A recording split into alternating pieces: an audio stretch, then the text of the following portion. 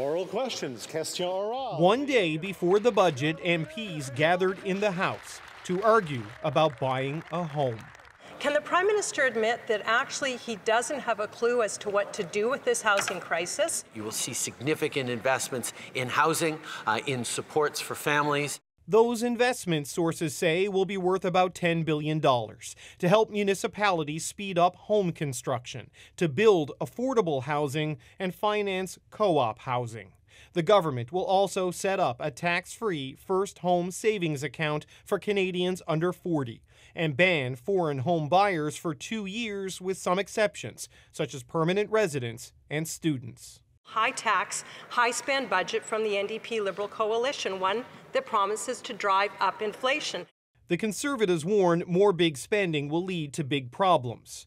But the budget will also respond to the big challenges of the moment.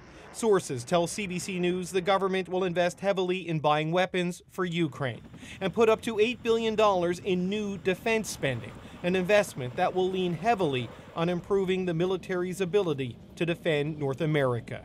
Okay, I think they fit perfectly. They look great. The finance minister spent budget eve buying new shoes, a Canadian tradition, but a photo op Chrystia Freeland skipped last year because of the pandemic.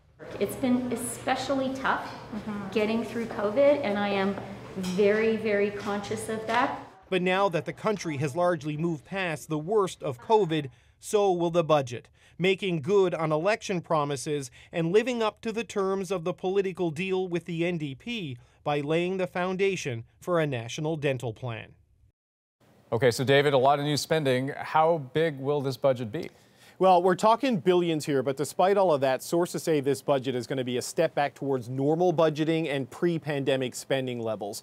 The massive support programs like CERB, they're gone. That lowers costs. The economy is rebounding. That creates revenue to cover the new spending and reduce the deficit. Now, politically, there's two goals here: to show Main Street Canadians that this government is serious about the affordability crisis, and to show Bay Street that it's serious about getting finances back on track. But one thing we know Bay Street won't like is that this budget is going to slap a 3% surtax on banks and insurance companies that earn more than $1 billion a year. That's another Liberal election promise, and Andrew, another condition of their deal with the NDP.